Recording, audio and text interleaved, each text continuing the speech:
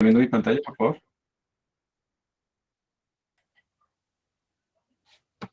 Buenos días, profe. Sí se aprecia la pantalla. Perfecto, muchas gracias. Listo, entonces ya pueden hacer también sus preguntas en questions and answers. Y ahora comencemos. La idea de hoy es que trabajemos un poquito en un repaso para los que ya saben y en una familiarización con la sintaxis de Python para los que no saben. Yo les copié ahí, este es el segundo notebook que no vimos la clase pasada, pero pues que lo vamos a ver hoy. De todas maneras, por si acaso en el meeting les copié en el chat la dirección URL para que la abran en Google Colab. Y pues como les digo, esta es una parte muy básica y también muy rápida de cómo utilizar Python. Y pues las cosas sencillas como básicamente cuáles son los loops, las estructuras de selección y cómo hacer funciones. Esas son como cosas fundamentales en todos los lenguajes de programación y vamos a ver hoy pues algunas cositas por el camino. Entonces, primero que todo, si aquí hay personas, y las hay, que no saben absolutamente nada de Python, pues evidentemente deben complementar lo que estamos viendo el día de hoy y lo que estamos viendo en este curso, pues con algo externo, ¿sí? No, por favor, no se vayan a quedar solamente con lo que se ve aquí en la clase. Va a parecer muy sencillo y muy poquito, pero realmente es porque pues está dictando muy sencillo y muy poquito. Y si uno quiere realmente entender más, pues de verdad, sobre todo los que no tienen idea de Python, deben complementar con algo por fuera. Obviamente, si ustedes cogen y ponen en Google tutoriales de Python y les va a salir un montón de cosas y de pronto son cosas que se pueden tomar mucho tiempo o a veces incluso me parece que son cosas que no necesariamente tienen buena calidad. Ustedes deben ir escogiendo el balance entre entender y que sea bueno, pero pues uno cómo sabe que algo es bueno si todavía no conoce ese algo, ¿cierto? Entonces uno tiene que buscar como un respaldo detrás de las cosas. Y pues hay unos cursos, por ejemplo, ustedes encuentran en Coursera cursos de Python, encuentran en Udemy cursos de Python. Esos son cursos que se podría decir, sobre todo si están ya rankeados, que son cursos relativamente buenos. Y en Internet pues también van a encontrar muchos tutoriales. Y yo, por ejemplo, busqué a partir de Hacker News algunos tutoriales recomendados y encontré un par de recursos que se los voy a copiar en caso de que ustedes quieran mirarlos. Yo no los he usado todos, de pronto el tercero que va a mostrar sí, de resto no. Hay unas páginas web, Real Python, por ejemplo, también es bueno, que son Python tutorials sencillos y que también tienen muchas aplicaciones, pero aplicaciones que se salen un poco del alcance de lo que estamos buscando en este curso, pero que a veces uno también con aplicaciones, incluso en otros dominios, pues puede empezar a entender un poco las capacidades de ese lenguaje. Entonces yo les voy a copiar esto en el chat para que ustedes lo tengan ahí. Estos son unos pequeños cursos, los voy a ir cerrando a medida que se los estoy copiando para no tener tantas tabs abiertas y no perderme. Aquí de hecho hay un libro que pueden descargar en PDF. Uno a veces debe tener libros, incluso en los lenguajes de programación, para tener como una referencia. Eso es útil. Y este es como el tutorial oficial de Python, porque viene precisamente de la página oficial de Python, pero un momento.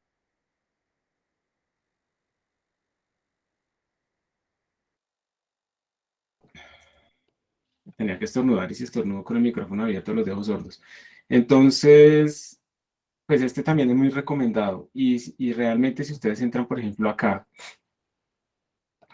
no sé, a los controles de flujo, van a ver que este está hecho en el intérprete, no está hecho en un notebook de Python, pero ustedes pues simplemente cogen y copian y pegan y empiezan a tratar de entender qué está sucediendo en este sitio. Entonces aquí explican absolutamente todo, muestran ejemplitos, lo que debería salir. Y si ustedes, digamos, están malucos en inglés y no entienden esto, pues entonces la pueden traducir, ¿sí? Eso no tiene nada y las traducciones no son fidedignas en 100%, pero son bastante cercanas a lo que uno busca. Entonces este también es muy útil, el tutorial oficial de Python, de la documentación oficial de Python. Y pues evidentemente también está ChatGPT, que también en ChatGPT uno puede preguntarle cosas, ¿cierto?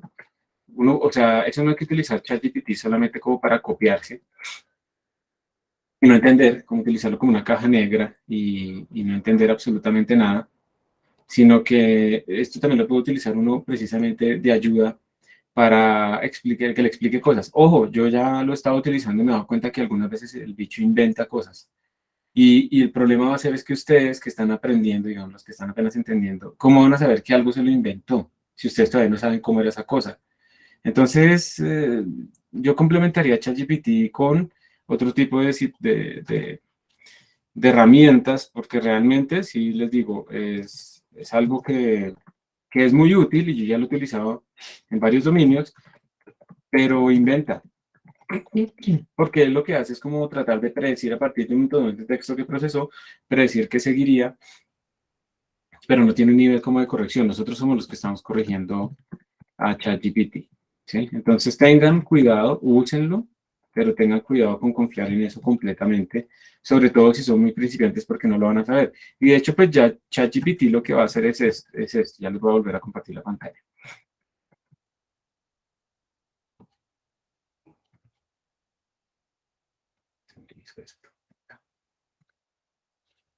ChatGPT lo que va a hacer es dividir en este momento a la gente, los trabajadores, entre los trabajadores que saben. ¿Ya están viendo mi pantalla otra vez? ¿Me confirman, por favor? Sí, profe, ahí se ve. Gracias. Entre los trabajadores que saben lo que ChatGPT bote lo pueden comprobar, y los que lo utilizan como caja negra y no saben ni tienen ni idea de qué está pasando por debajo. Y la mayoría se va a ir para allá, porque pues uno digamos que dice, no, es que yo tengo poco tiempo y no sé qué cosas, entonces voy a seguir simplemente hacia adelante, pero eso va a estar metiendo un montón de bugs que poco a poco pues se van a reflejar en algún momento y van a ser problemas para uno mismo, ¿sí? Estoy hablando de programación, pero ChatGPT se puede utilizar en muchos contextos donde también a veces inventa. Ayer, por ejemplo, leía experiencias en que, digamos, yo le pedía, resúmame este artículo, y después uno le decía, dígame artículos que de pronto yo no le digo que estén relacionados con este tema, y ChatGPT botaba información y artículos y citas, y cuando se iba a mirar, de esos 7 artículos que había hecho, 3 no existían, y tenían títulos muy razonables, y los autores que estaban ahí nunca habían trabajado juntos, pero todo parecía muy razonable. Pues porque evidentemente todo debe parecer razonable porque viene como el texto que se entrenó. Entonces hay que tener cuidado, o sea, no cojan esto como, va a ir mejorando, obviamente, pero en este momento no es el momento de confiar a ciegas en esta vaina. Y basta pues la otra parte minúscula, que entiende qué está pasando debajo, lo utiliza como una forma de ser más productivo, pero nunca confía al 100%, y puede incluso mejorar la inteligencia artificial. Y esa gente es la que se va a distinguir, va a tener mejores salarios y demás. Ustedes deciden a qué lado se van realmente. Entonces yo, por ejemplo, aquí le puedo pedir, explain to me Python loops. ¿Sí? Entonces le pedí, bueno, yo lo escribí en inglés. Vamos a ver si yo creo que preferiblemente puede hacer las cosas en inglés, pero creo que también lo puede hacer en español. Parece que está sobrecargado. Yo no sé si en este momento empiezan a presionar con esto de pagar $20 por mes, pero es bastante, ¿no? Para uno poderlo, pues, dejar de utilizar el fácil. Dejémoslo ahí corriendo. Nunca había visto que estuviera tan lento, pero pues está bien, está perfecto que salga ese problema ahorita, porque pues también es para que ustedes no confíen, a menos que vayan a pagar 100.000 pesos mensuales por la herramienta. Bueno, entonces teniendo en cuenta ya la documentación y pues que esa es la idea, vamos a ir nosotros acá a nuestro notebook, pero ustedes tienen en este momento el notebook, digamos, de Colab. Esa es la parte más sencilla, uno abre el Colab y ya está. Pero hay una cosa muy útil cuando uno está programando, y es hacer debugging. Debugging para corregir los errores, o también para uno ver más o menos qué está pasando en el código, cuál es el flujo. Un programita muy útil que se llama el Python Tutor. Ese programita, esta página web, se los voy a copiar en el chat, permite hacer eso. Es como un debugger visual. Y este debugger visual permite que ustedes escriban acá código. Esto también lo hizo mucho en C++ cuando dictamos el curso, para visualizar la ejecución. Voy a ponerle más grande la letra. Vamos a hacer algo. Vamos a hacer aquí un for. Yo a veces me confundo entre C++ y esto, ¿no? For y in range. No sé, pongámosle que empiece en 1, que vaya hasta 10, en pasos de a 2. La verdad, no recuerdo si lo está haciendo bien. Vamos a poner aquí print. Esto tiene Python 3.6, o sea que no soporta las f-strings. Entonces vamos a ponerle print y nos imprima esto. Déjenme antes de hacer esta vaina, voy a probar si esto sí es código Python válido, porque como les digo, a veces me confundo entre la sintaxis. Entonces vamos a poner for in range Vamos a poner hasta 10. Print y está bien. Vamos a hacerlo más bien con IPython. Entonces, por y en range 10 print y está bien. En range 1, 10, 2 print y listo. Entonces vamos a visualizar la ejecución. Me dijo que syntax error. Vamos a ponerle aquí hasta 10. Close. Ahorita miramos la sintaxis para poner los inicios, de pronto es con coma, la verdad no recuerdo en este momento. Pero entonces miren, la idea es que aquí está el código y este Python Tutor va a permitir ir visualizando paso a paso qué está sucediendo. Entonces él me dice, mire, en el global frame, digamos que es como en donde están en este momento todas las variables, hay una variable i en este momento de ejecución que tiene el valor 0. Este range empezó por defecto en 0. Entonces, él me está diciendo, miren, el verde fue la que ya acabé de ejecutar, por eso i empezó en 0. Y la roja es la que voy a ejecutar. Si usted le da next, se ejecuta esta roja y se imprime el 0. Ahora él viene acá, él dice, ahora voy a ejecutar esta. Entonces, y todavía está en 0 y él va a ejecutar esta parte, entonces lo va a aumentar a 1. Entonces usted tiene que cambiar a 1. Y lo imprime. Y así sucesivamente uno puede ver la evolución de códigos sencillos o muy complejos. Esto es supremamente útil cuando uno sobre todo está aprendiendo, ver la evolución de su código, porque uno muchas veces cree que le escribió las instrucciones apropiadamente y es falso, uno las escribió mal. El computador está haciendo literalmente lo que uno le dijo que hiciera. Es uno el que está diciéndole mal las cosas, ¿sí? Entonces, es bueno ver esta ejecución.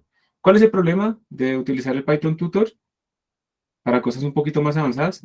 Que, por ejemplo, uno no tiene acceso a NumPy, por ejemplo, SciPy o librerías más avanzadas. Entonces, se limita a fstrings porque tiene Python 3.6. Entonces uno pues, lo puede utilizar para cosas muy sencillas, pero pues, no para cosas más avanzadas. Y realmente pues uno no debería como depender de una herramienta que esté como por fuera de su propio sitio. Si me quedo sin internet y no tengo el Python Tutor, entonces me fregué.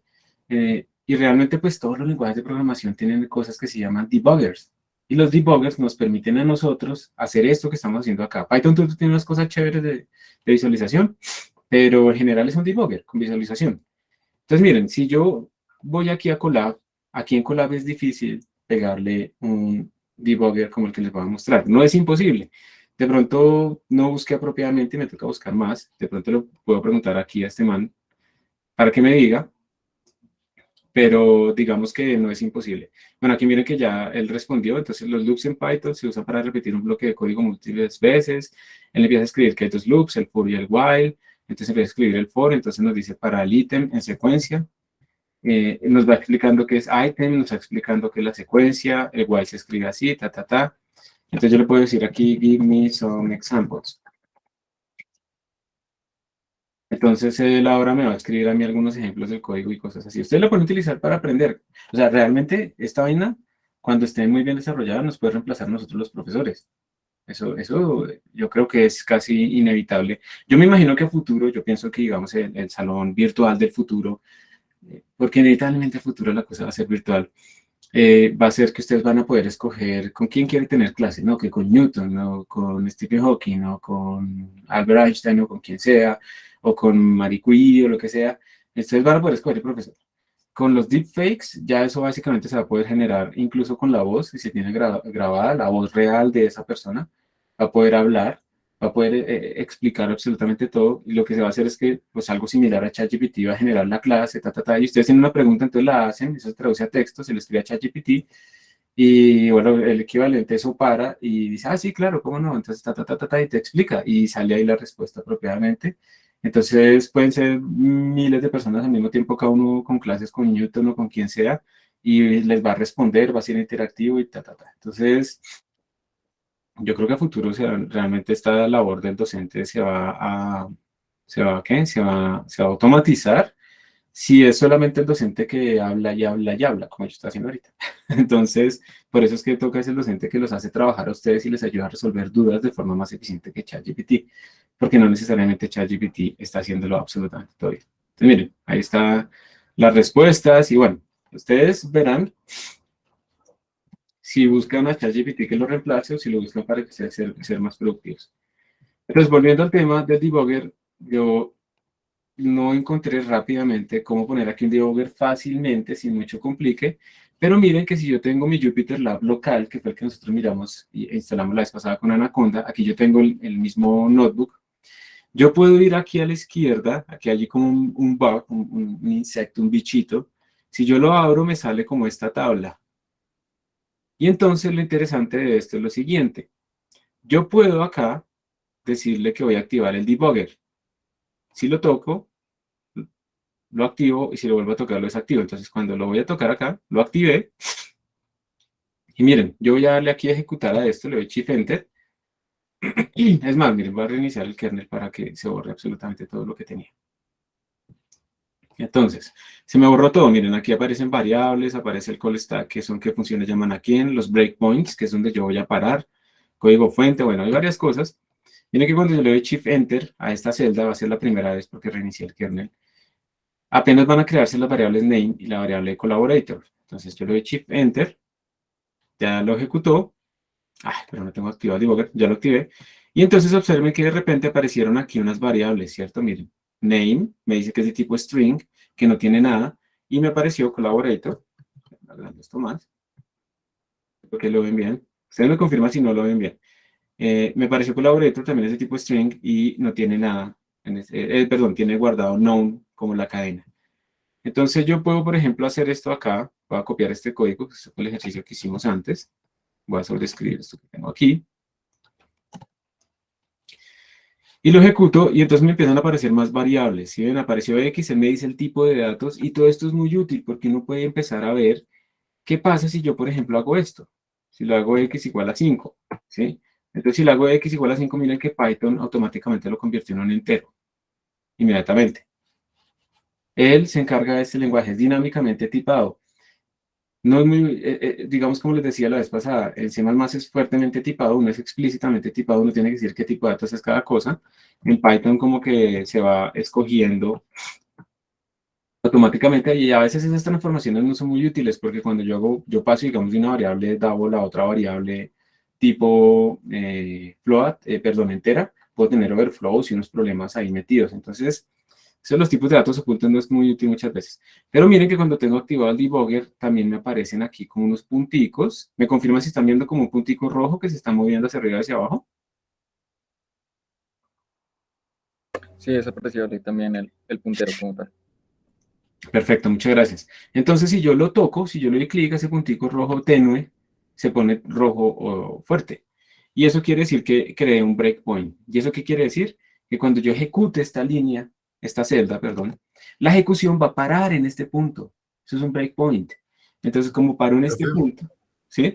qué pena, hay una pregunta anónima en el chat de que si puede aumentar el tamaño, por Ya lo favor. aumenté más aún. ¿Ahí será que está bien? Mm, Ni idea. Esperar a ver si responde.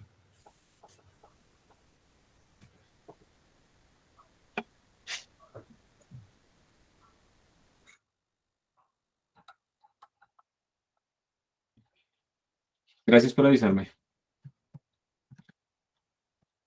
Sí, ahí ya está bien, dice. Son comas dentro del branch. Muchas gracias. Ustedes son mi chat GPT. Miren, María Valentina dice que el de Coursera es chévere y es cortito. Sí, es como concreto. Entonces, bueno, ahí tienen. Entonces, miren, ahí con esto nosotros ya tenemos separó la ejecución en un punto dado. ¿Listo? Separó ahí. Y entonces nosotros podemos empezar a preguntarle cosas. Podemos empezar a preguntarle cuánto vale tal variable en este punto. ¿En qué punto está? O sea, y nos permite ir poco a poco, ir viendo cómo van cambiando nuestras variables, nuestras funciones, las llamadas de función y demás. Entonces yo les muestro esto es porque es útil, lo que hicimos la clase pasada, es útil que ustedes tengan un debugger localmente, porque no lo podemos ver muy bien en el Colab, y ustedes pues pueden ir aquí paso a paso. Aquí, por ejemplo, si me paro aquí, dice next. Next quiere decir pasar a la siguiente línea. Si hago un step quiere decir yo voy a entrar dentro de esta ejecución de esta línea. Next es pasar a la siguiente, a la 7. Step es meterse a esta llamada, a esta función, la función seno, ¿sí? Y uno puede, digamos, salirse después del step si se metió en algo que no quería, hacer un step out. Y bueno, poco a poco, ustedes van a ir viendo aquí cosas que uno puede hacer con el debugger. Es muy importante que ustedes, cuando estén confundidos y algo no les funcione, puedan rastrear la ejecución de esa celda, ¿sí? Entonces, eso es un consejo, una herramienta que quería mostrarles, que puede ser muy útil cuando uno está aprendiendo. Está implementada de forma nativa dentro de JupyterLab. No la veo fácilmente implementar dentro del Colab. Entonces, por eso hoy les quería mostrar esto para que vieran una ventaja. Y también otras cosas aquí. Python Debugger, Docs, esto fui yo. Ah, bueno, aquí Judo le está compartiendo algo, miremoslo rápidamente. Hay que instalar el hay que instalar esto en Colab, digamos, en Notebooks. Normalmente cuando ustedes ven un comando que empieza por un símbolo de admiración, eso es un comando que ustedes van a ejecutar dentro de ese sistema. Entonces aquí están ejecutando pip para instalar este debugger de Python que se llama PyDB. Y a ver, lo instala, entonces lo tienen que activar con pdb on. Bueno, ahí lo pueden ver. No me parece que sea como tan sencillo, pero ya una vez instalado ustedes lo pueden ver cómo se ejecuta, ya pueden jugar con ese documento. Muchas gracias, Google, por el recurso. Bueno, entonces yo le voy a dar play y ya terminó, ¿sí? Termina la ejecución. Si le doy continue, si tengo más breakpoints, pues va a parar. Y así, eso es una habilidad importante, así ustedes pueden ver la ejecución de su código y estar seguros que tal variable vale esto realmente, que cambió de esta manera y cosas de ese estilo. ¿Ok? Bueno, ¿preguntas hasta acá?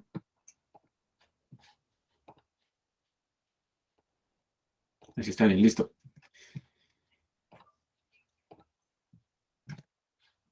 Entonces, que si eso es obligatorio, no, eso es una herramienta, un consejo que les estoy dando para que ustedes puedan trabajar y entender mejor qué es lo que están haciendo. Entonces, ahora sí vayamos a nuestro código. La vez pasada hemos hecho esto de import. Ya recordemos que aquí estamos importando el módulo mat, le estamos colocando un sinónimo y ese sinónimo es para llamar las funciones internas de mat en adelante. Ahora dice que reemplacemos mat por numpy y que lo ejecutemos, ¿sí? Entonces ya no quiero que utilicemos mat para sacar el seno, sino que utilicemos numpy. No les voy a decir absolutamente nada más, los voy a mandar en este momento a unos breakout rooms, apenas 5 minutos, para que en ese grupo aleatorio empiecen a conocerse. Alguien, por favor, tan pronto arranquen, comparta pantalla y entre ustedes dicen, no, mire, es que lo que hay que hacer es importar tal cosa y sobreescribir este código de cierta manera y ya, lo único que hay que hacer de cambio es esto y ya está. Entonces, vamos a hacerlo. Recuerden, lo único que tienen que hacer es este trabajo que está aquí, que es reemplazar mat por numpy y pues entonces hacer. Esto lo hicimos la clase pasada, realmente sería fácil, es simplemente para probar cómo nos va con esta actividad de breakout rooms. Entonces, miren. Acá actualmente tenemos mucha gente, qué bien. Tenemos 50 y pucho, entonces vamos a abrir muchos breakout rooms, más o menos unos 11. En promedio van a quedar unos 3, 4, 5, 6 a 5 personas por breakout room, pero porque me quitan poquitos. Entonces pongámosle menos.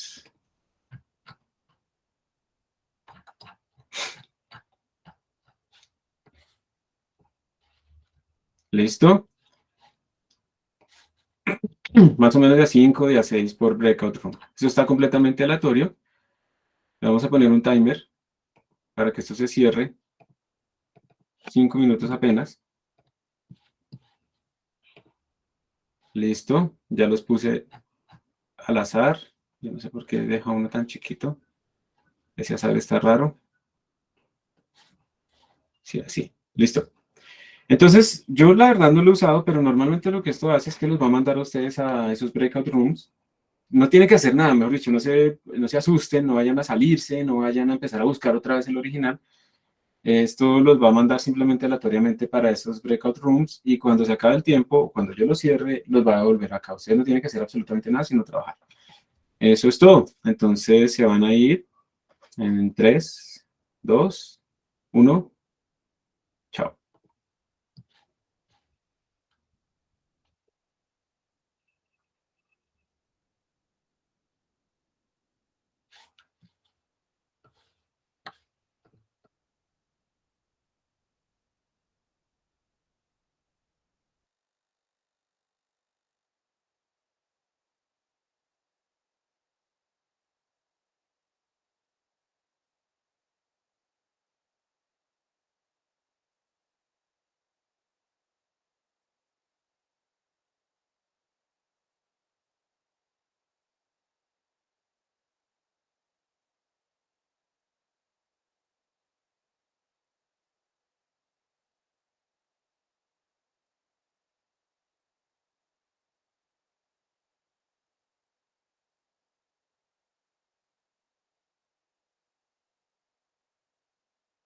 Para los que están acá todavía, ¿hubo algún error cuando los estaban mandando?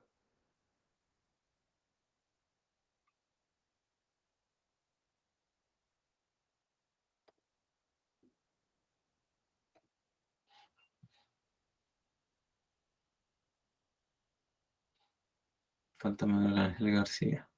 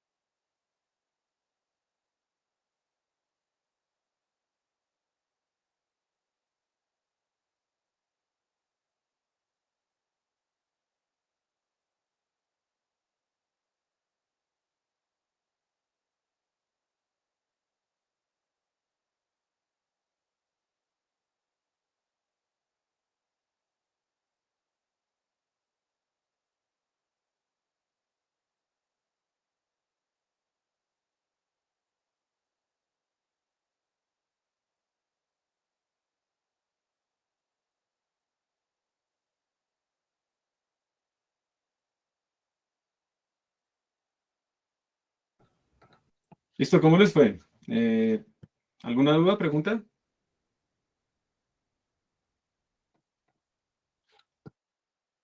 ¿Algún problema tuvieron con el breakout room o con NumPy?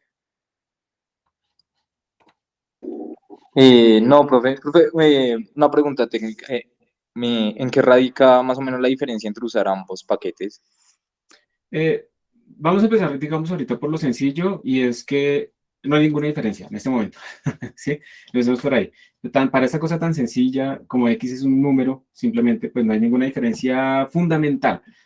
Pero cuando nosotros empecemos a trabajar como con vectores, por ejemplo, tenemos a pasar a utilizar arreglos de datos mucho más grandes que una sola variable, vamos a ver que hay una diferencia fundamental y terriblemente grande en desempeño entre los dos módulos. Además, de todas maneras, NumPy no solamente tiene cosas matemáticas, sino también de álgebra lineal y funciones sobrecargadas, de tal manera que, por ejemplo, si yo hago un vector que tiene muchas casillitas, o sea, tengo muchos numeritos allá adentro, ¿sí? Tengo entonces así. Ustedes están viendo mi pantalla, ¿sí o no? Sí, señor. Bueno, tengo muchos datos, muchas gracias. Entonces, cuando yo le aplique el seno a este vector, él le va a aplicar el seno a cada uno de estos elementos, ¿sí? Eso se llama como que trabaja por componentes, piénsenlo así. Entonces, cuando yo le aplico el seno, aplica el seno a cada uno de estos elementos, y eso lo hace de una manera muy, muy eficiente. Además, los arreglos de NumPy son contiguos en memoria. Y los que programaron en C++ o que programaron bien en Python saben que una cosa es recorrer una estructura de datos que es contigua en memoria y otra cosa es recorrer una estructura de datos que está discontinua en memoria, como una lista de Python. Las listas de Python son listas enlazadas. Y esas listas enlazadas, por ejemplo, quiere decir que además de que los elementos no necesariamente están cercanos, no solamente, ni siquiera es que se sigan así. Puede ser que yo vaya de este punto a este punto, luego vaya de acá a acá. Ese es el elemento 0, este es el elemento 1, este es el elemento 2 y este es el elemento 3. Entonces, cuando yo recorro esta lista en memoria, constantemente lo que está sucediendo es que mi procesador que está acá, él necesita unos datos y él trata de buscar esos datos para hacerles las operaciones en unas cosas que se llaman las memorias de caché. Entonces, él trata de buscar, miren, yo pedí cierto dato. Entonces, digamos que él estaba buscando el dato 1, digamos que entonces él viene y lo trae de la memoria RAM y lo pone aquí en la caché y trae un bloquecito, realmente trae un bloquecito alrededor, acá él trae como un bloquecito alrededor que se llama la página de caché y lo pone todo aquí en la caché. Entonces él dice, listo, tengo que hacer con el dato 0 alguna cosa, la hace. Ahora voy al dato 1. Entonces él llega y mira y el dato 1 no está aquí en la caché porque no alcanzó a caber, pues porque eso no es contiguo en memoria. Entonces él tiene que descartar lo que tenías en esta caché e ir hasta la memoria RAM y traerlo. Procesar algo en la caché, comparado con procesar algo que está en la RAM, se demora más o menos 1000 veces más lo que está en la RAM, ir a traerlo, comparado con la velocidad de la caché. La caché es pequeñita, pero es muy rápida. La RAM es mucho más grande, es más lenta. Y ni qué decir del disco duro, o sea, si ustedes van y traen una vaina del disco duro, se puede demorar 1.000.000 más veces, o sea, 1.000.000x de lo que se demora en la caché. O sea, si se demorara en la caché, si fuera un computador realmente, se demorara un segundo, ir a traer un dato desde el disco duro se va a demorar 1.000.000 de segundos. O sea, eso es lo peor. Pero incluso teniéndolo en la RAM y que me quepa ahí la estructura de datos en la RAM, no es eficiente si no es contiguo en memoria. Si yo tuviera el vector contiguo en memoria, como hacen NumPy, que son realmente las optimizaciones que tienen en el fondo C++, Fortran y demás, que utilizan estos arreglos masivamente, contiguos en memoria, cuando yo me traigo una página de la caché, me traigo más o menos a sus vecinos.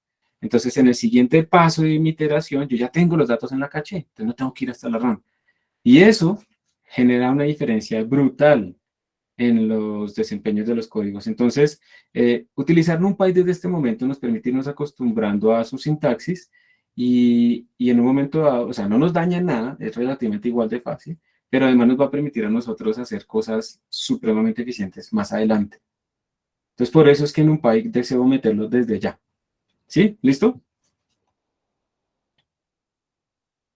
Listo, profe. Listo. Vengan a ver si más preguntas. No. Ah, levanta la mano Daniel. Dale, Daniel. Sí, iba a preguntar algo sobre esa parte de las memorias, porque es que he visto pues, que Python hace varias cosas un poquito raras de fondo, claro, para optimizar, digamos, los tiempos de cómputo, ¿no?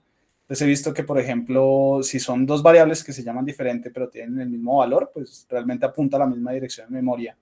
Y cuando uno está haciendo algún código, de pronto no tiene en cuenta eso y le puede generar problemas, ¿no? Pero no sé si existan más cosas de ese estilo que haga de fondo, pues, Python para como optimizar tiempo, ¿no? Pues Sí, queda o sea, más fácil asignar la misma cosa a un lugar específico de la memoria digamos que si yo hago esto, lo que él está diciendo es que si yo hago esto, A igual a 2.3, si lo hago B igual a A, él no está creando, como en otros lenguajes de programación, él no está creando aquí una nueva variable en otro sitio de memoria llamada A ver, lo que uno esperaría es que aquí hubieran dos variables, ¿cierto?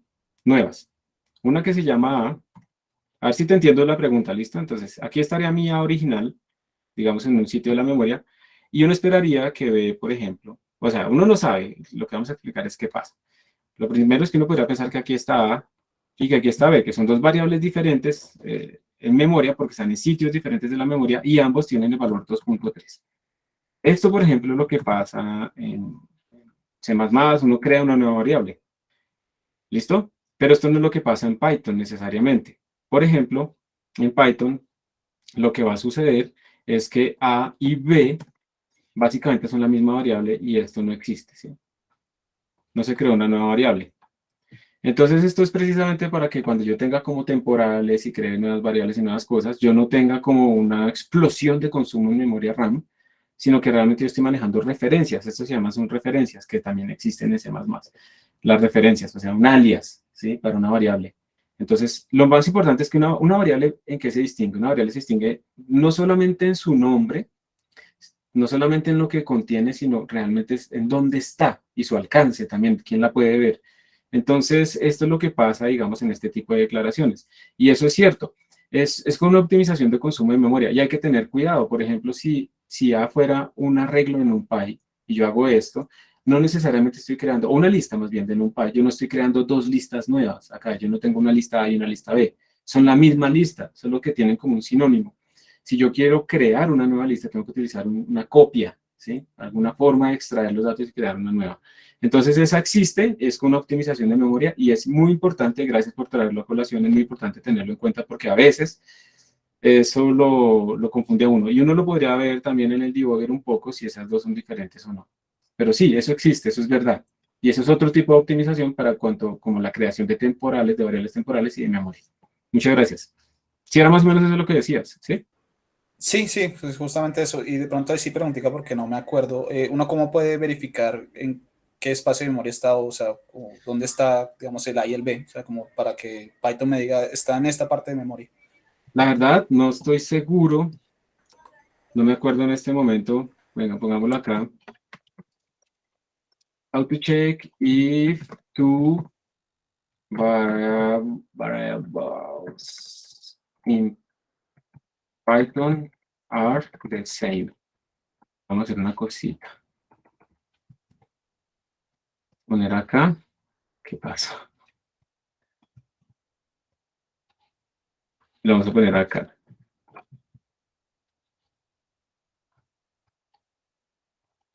Entonces, es que este es el mismo valor, ¿no?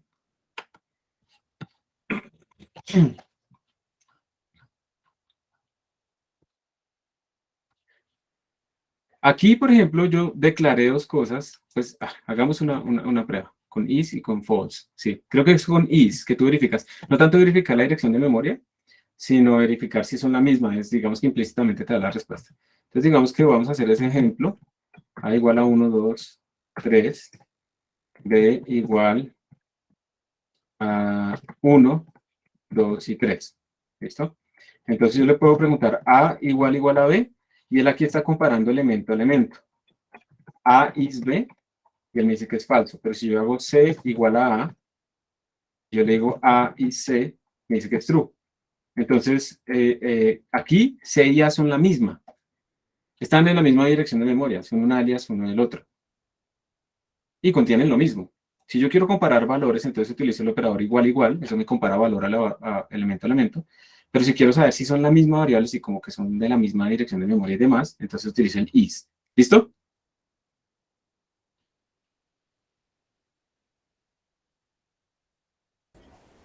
Ok, sí, sí, sí. Sí, pues, eso siempre es raro porque pues con un operador dice una cosa y con la otra otro. Pero sí, sí, sí. Claro. Con eso uno puede verificar. Exacto, y esa es la diferencia entre los operadores. O sea, por eso esos dos operadores no son lo mismo.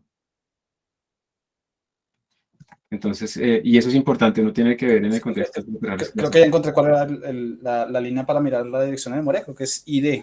O sea, es IDA o IDB. Ok, bien. No sabemos qué hace ID, porque dice return the identity. Python uses the object's memory address. Perfecto. Esto está garantizado a ser unique among simultaneously existing objects. Si Python uses the object's memory address, pero si Python, yo no sé si todo en general, no sé si está garantizado, pero bien. Entonces, si hago ID de A, ID de B, ID de C, entonces miren que la dirección de memoria de A y de C es la misma, pero la de B es diferente. Muy bien, muchas gracias. Ahí aprendimos una cosa con ID. Gracias. Ahora, la cuestión es, uno podría colocar ID de A igual a ID de C, porque debo comparar valores, ¿no? Aquí sí estoy comparando valores. Entonces me dice que es true. O la otra es A y C, y también me dice que es true. Ya también dependerá de uno. Yo no sé si hay diferencias fundamentales en este momento, o si el is verifique más cosas. Aquí me va a salir que es false. Aquí también va a salir que es false. Entonces son como equivalentes, por lo menos para lo que estamos viendo ahorita. No sé si hay otras diferencias en el fondo. Profesor, que verá, ¿Cómo? el C, ¿qué significa ahí? No. C es otra variable que yo creé, mira. Acá, C igual a A. Ah, ok, listo. Entonces es una nueva variable, pero era A, ¿sí ves? O sea, este operador, ojo, este no es un operador matemático, es un operador de asignación. Entonces aquí no solamente le estoy asignando el valor de la derecha al valor de la izquierda, no. Yo estoy creando, es como un alias, en Python pasa eso. Eso es una buena discusión. Esto es confuso algunas veces para la gente y es algo que lo ataca a uno en algún momento. Súper, gracias por la pregunta. ¿Quedó claro o algo más? No, sí, señor. Perfecto. Entonces, mira, aquí está la respuesta a este man. In Python you can use the equality operator, equality para comparar igualdad, para ver dos variables, pero mira que aquí él sí le está utilizando la igualdad y el is, para ver si se refieren al mismo objeto. O sea, finalmente en el fondo es que cuando ustedes dicen A igual a 2.3, bueno, o a esta lista, aquí se creó un objeto, el tipo lista que contiene estos valores, y ese objeto que está en memoria se le asignó como un nombre A. Y cuando hicimos esto aquí, a ese mismo objeto se le asignó el nombre C. Y eso es lo que está sucediendo. Así ven que cuando uno empieza a entender un poco más de Python, en el fondo no es que sea tan trivial. Súper la pregunta. Gracias. ¿Alguna otra pregunta más? ¿Qué es el número que arroja ID? En este momento parece ser la dirección de memoria del sitio donde está. Entonces, ustedes que tienen que la dirección de memoria, gracias, sí es eso. Ustedes tienen que, la memoria RAM es una vaina unidimensional. Y está llena de casillitas. Esas casillitas tienen un tamaño diferente dependiendo del tipo de datos que uno está guardando. Entonces, eso me está diciendo a mí en esas casillitas dónde empieza respecto al origen. Y ese origen pues está particionado, eso depende de si yo soy usuario, superusuario, no sé qué, las cosas que puedo ver. Eso me está diciendo en dónde está empezando esa casillita. No me dice cuánto mide, pero sí me está diciendo en dónde empieza esa casillita. Entonces, con eso yo puedo ir rápidamente a esa casillita y ahí puedo sacar el valor. Eso también implica algunos de los ataques de los lenguajes de memoria no segura, porque uno puede decir, bueno, ¿y qué pasa si yo trato de leer no donde está A o C, sino donde está A o C más 8 bytes, 8 bits o lo que sea, para tratar de leer memoria que yo no tengo? Eso normalmente genera un segmentation fault, pero unos bugs que aparecieron hace más o menos 3 años que se han estado explotando durante décadas, porque están ligados, digamos, al diseño de los procesadores, permitían hacer eso, porque cuando uno tiene un if y un else, hay una cosa que se llama como una ejecución adelantada. Mientras yo verifico la condición del if, se iba como ejecutando un poco el código del if, de manera que si me salía que era true, yo ya había adelantado. Eso hacían muchos procesadores, tanto Intel como AMD, Intel en más medida. Pero cuando se hacía esta ejecución adelantada, sin haber verificado que esto era true, no se verificaban permisos de que yo pudiera leer memoria. Entonces los ataques lo que hacían era que en esta parte adelantada ponían aquí una condición que se demoraba mucho tiempo en ser verificada, y mientras tanto aquí colocaban pues ponían unas instrucciones para leer memoria por fuera donde yo podía, y como no se verificaban permisos, se podía empezar a leer memoria privilegiada. Era un ataque que no era demasiado rápido, pero permitía leer sitios de memoria. Después, claramente, cuando salía que era true o false, y se verificaba que esto no se podía hacer, incluso con el false también se podía hacer el ataque. Entonces se descartaba todo, pero yo ya había leído y había guardado la información. Spectre, ¿sí? Se llamaban ese tipo de ataques. Y todavía no están resueltos. Y cuando se aplicaban las mitigaciones, las velocidades de los procesadores bajaban 30%, 40%, porque dependían muchísimo de ese tipo de cosas. Cuando uno está trabajando en su casa, en su computador, a menos que uno, o sea, a menos que uno sea realmente un target de importante, que los vayan a perseguir o algo así, ese tipo de cosas, pues no, uno no debería aplicar eso, no es necesario. Pero sí es muy importante, por ejemplo, en máquinas virtuales, en cloud y cosas así, que los vendors tengan eso activado, porque si no, pues otras personas podrían estar leyendo memoria contigua de otras máquinas virtuales, inclusive más. Listo, muchas gracias por las preguntas. Entonces, volvamos acá. Miren todo lo que genera un problemita tan sencillo. Yo voy a hacer exactamente lo mismo. Voy a borrar este ejemplo.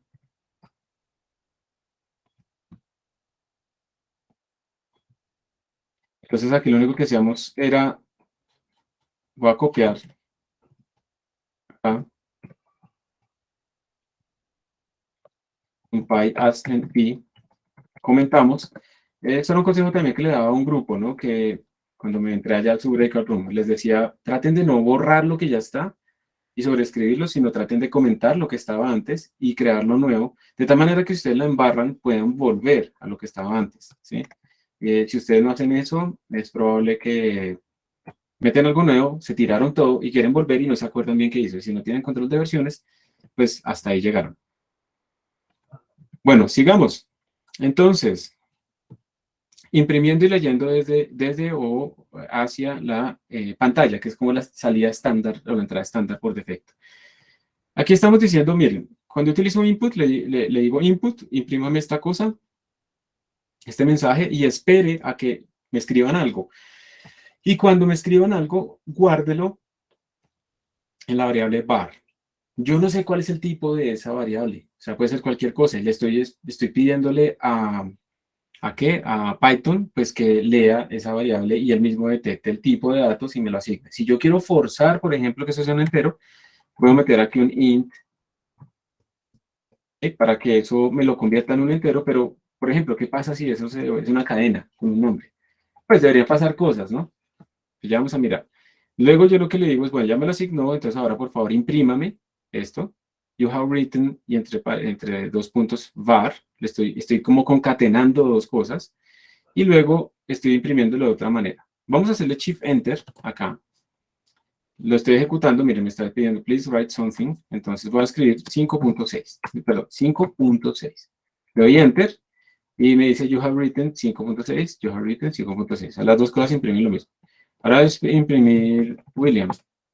You have written William, William. Entonces observen que como que la cosa funciona, independiente de lo que yo haya escrito. ¿Qué pasa si, por ejemplo, le escribo con espacios?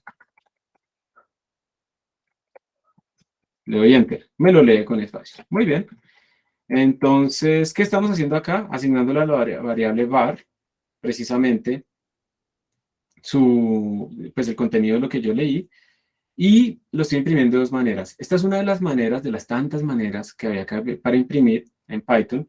Yo actualmente, esto solamente funciona creo que desde Python 3.7 en adelante, estoy utilizando algo que se llama las f-strings. La f antes de la cadena le está avisando a Python que esto es una f-string, y lo chévere es que ahora yo llego y le pongo aquí adentro, entre corchetes, el nombre de la variable, y no tengo que hacer cosas como ya les muestro aquí abajo, horribles, en donde yo tenía que escribir como x igual y ponía como una cosa de formato, y ponerle el operador módulo y luego decirle la tupla, lo que requiere imprimir, o la otra forma de imprimir anteriormente en Python, esta, que era con format.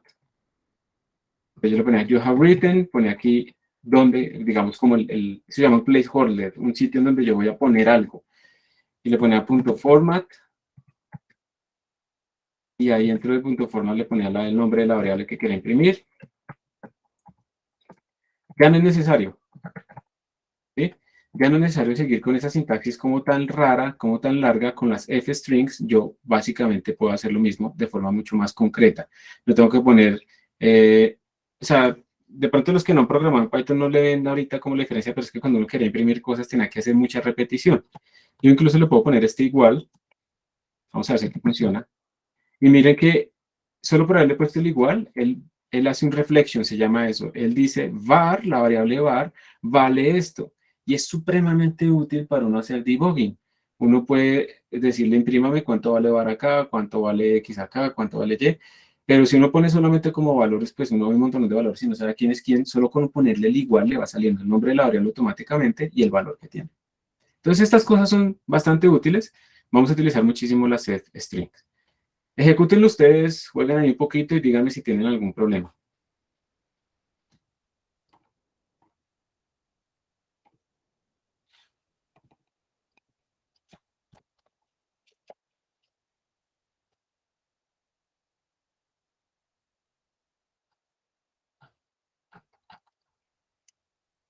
Ahí, no me acuerdo.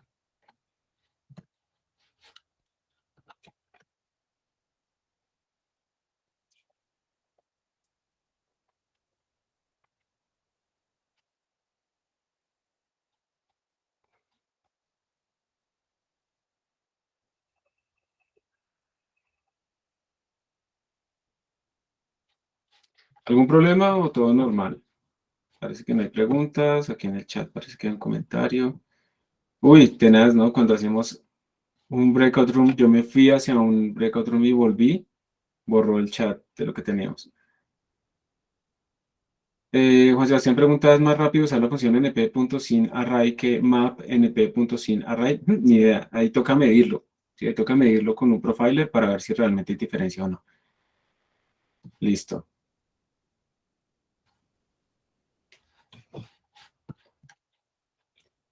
Bueno, no hay preguntas, ¿no? Entonces, esto que tenemos acá es una forma también de imprimir con formato. Yo tengo aquí estas variables, X y Y. X en principio va a ser entero, Y va a ser flotante. Por defecto los flotantes en Python son de doble precisión. Entonces, miren, aquí yo le estoy diciendo, aquí viene un campo, aquí viene otro campo. Ese porcentaje indica que imprimir, y aquí viene otro campo. Este primer campo yo le estoy diciendo, esto es un entero. Esta D es de decimal, pero es de un entero. 4 espacios le voy a asignar y quiero que lo llene de ceros. Escriba luego un tab, luego ponga la Y. Luego quiero que imprima, este es un flotante con una sola cifra decimal. Eso es lo que quiere decir ese formato. Y esto que está acá, ¿alguien me puede explicar esto qué es?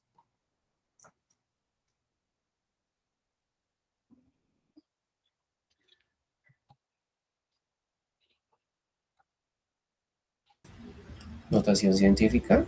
Muy bien, escríbamelo en notación científica con 16 cifras decimales, por eso están después del punto, y resérvemele 20 espacios. Es una manera de formatear. Entonces esto va a imprimir a X, a Y y a Y, por eso aquí yo tengo que ponerle esto punto format y la tupla, que es esta pareja entre paréntesis, bueno, esta pareja no, este conjunto entre paréntesis X, Y, Y, pero con fstrings a mí me parece que es mucho más sencillo, ¿sí? Entonces yo le estoy diciendo, mire, X, y yo le digo aquí, cójame a X y, por favor, formatee de esta manera. Usted le ponen 2 puntos y le ponen los formatos que quieren colocarle, 0, 4D. Cójame a Y y formatéemelo así, cógeme a Y y formatéemelo así. Yo le doy Shift Enter y me da exactamente lo mismo. Es básicamente claridad. No es como que el código es más rápido, que es mejor. Esas son cosas muy relativas, sobre todo lo que es mejor. Pero para mí es más claro leer este código que leer esta cosa que tengo aquí arriba.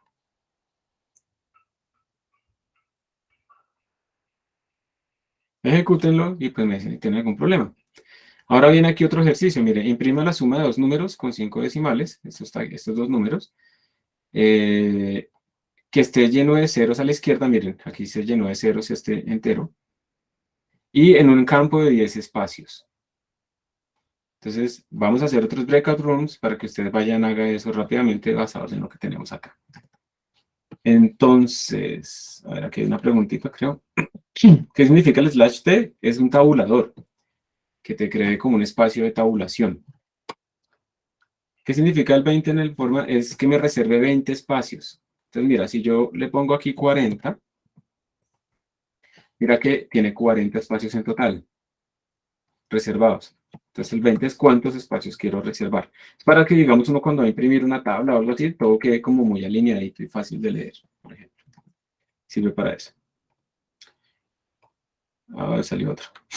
¿Qué miedo esa sintaxis para imprimir? Sí, pero es que eso es como nos vamos acostumbrando para imprimir. O sea, miren, ¿cuál es la idea? Yo lo que recomendaría es siempre imprimir en notación científica los puntos flotantes. ¿Por qué? Porque es que yo después los voy a leer en otra cosa.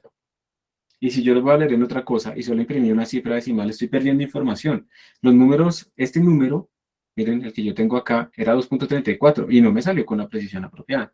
Realmente en el computador yo tengo menos números computacionales que números reales y siempre hay un error de truncamiento.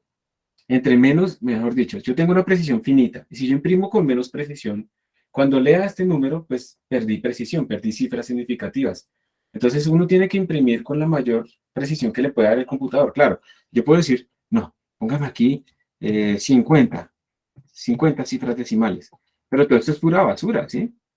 Porque yo debo saber qué está pasando por debajo y por debajo los flotantes son de precisión doble y los flotantes de precisión doble en el estándar IEEE 754 tienen máximo 16 cifras de precisión decimales. Entonces aquí yo estoy tratando de guardar el número con la mayor precisión posible real del computador y cuando lea este número en otras aplicaciones voy a mantener esa precisión, no voy a estar perdiendo cifras significativas. ¿De qué me sirve a mí tener una operación a precisión doble y cuando yo la imprimo solo 3 cifras significativas? A menos que yo diga, es que no tiene sentido por tal razón. Pero si esto lo voy a utilizar después en otras aplicaciones, yo necesitaría tratar de guardar al máximo esa precisión. ¿Listo? Pero sí, pues puede dar miedo, pero el miedo es cuando uno ve lo desconocido. Cuando ya es conocido ya no da tanto miedo. Y si uno se enfrenta a eso constantemente, no necesariamente desaparece el miedo, pero se acostumbra al miedo. ¿Sí? Como cuando uno va a sustentar, hacer exposiciones. Si uno casi no hace eso, todo el tiempo está dominado por el miedo, pero si uno va practicando, se va preparando y demás, ahí está el miedo, pero no lo controla. Cuando hablar inglés, que me da pena, que me da miedo, pues si le da pena y si le da miedo, hable más inglés para practicar ese miedo, para buscar las causas de ese miedo.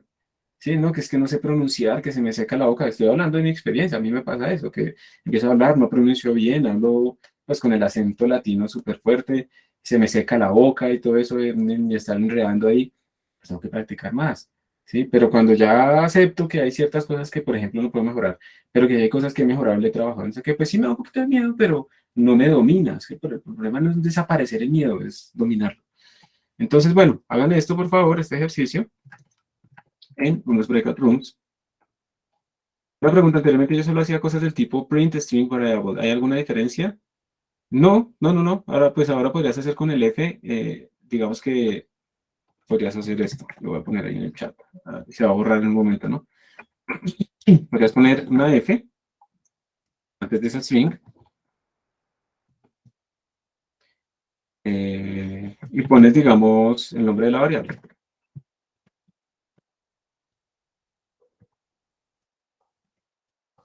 ¿Sí? Ahora, de nuevo, esto es un consejo. Yo lo explico también es para que ustedes entiendan la sintaxis que yo voy a utilizar muchísimo con las F-strings, pero no están obligados ¿a qué? A hacerlo. Hay una mano levantada, no, ya la quitaron.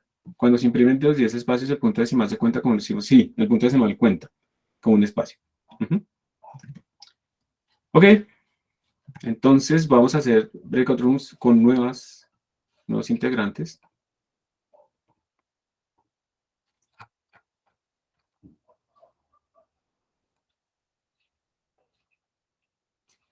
Esto yo no entiendo por qué está como...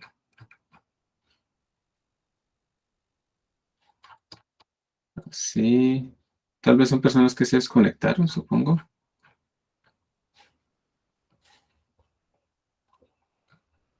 Ojo porque algunas veces se pide que envíen fotos de lo que hicieron. Entonces hay notas de mini tarea en estas actividades. Entonces, si ustedes, digamos, están, no sé, conectados por un celular, por alguna razón ahorita no pueden estar conectados en una máquina, no importa. En el breakout room hay suficiente gente como para que alguno, por pura probabilidad, sí pueda compartir y ustedes colaboren con la voz o escribiendo en el chat alguna cosa. No solo escribir, no tengo micrófono y no hacer absolutamente nada. ¿Sí? Entonces, hay varias maneras de interactuar ahí que no necesariamente son tener un teclado y un computador ahí en Transmilenio en el acordeón trabajando, no. ¿Listo? Entonces, por favor, no hagan eso porque pues empiezan a perder noticias. Todavía no, pero bueno. Esto va a ser muy corto, de nuevo. Va a tener solo 5 minutos. Y es para hacer ese ejercicio que estamos viendo acá, con estas estructuras.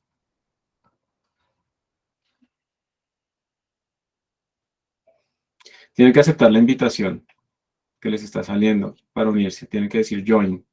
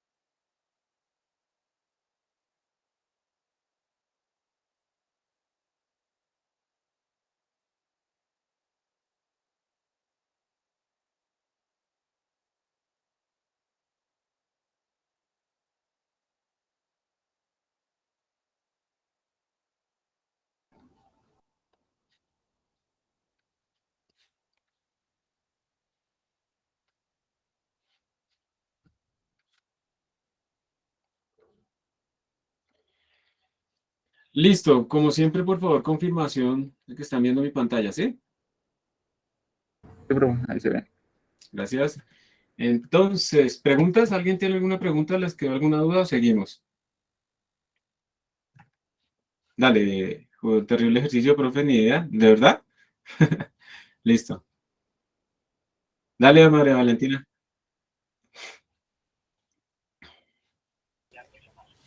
Profe, es que pues ahí decía que, o sea, es con 5 decimales y asignarle 10 espacios, pero es que no supimos bien cómo era para asignarle esos 10 Listo. espacios. Perfecto, listo. ¿Y Daniel, cuál pregunta tienes? Que perdón, tengo por acá el micrófono lejos. A mí me estaba saliendo era como un problema del decimal, estaba tratando de imprimir con el F-string y pues me salió que, digamos que no conoce el formato, el código, el formato para un objeto de tipo flotante, no sé por qué no. Porque D es para enteros y yo no sé si esto va a hacer la transformación automáticamente. Oh, ok, Vamos a ok. probarlo. Sí, creo que no. Entonces, sí, vamos a probarlo a ver.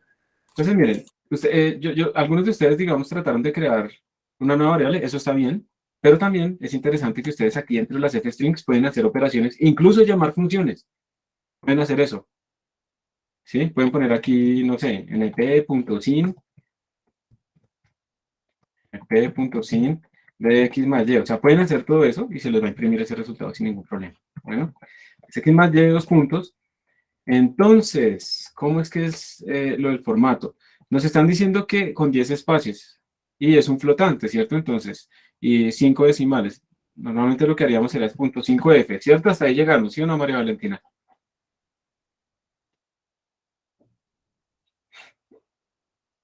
Sí, señor. Listo.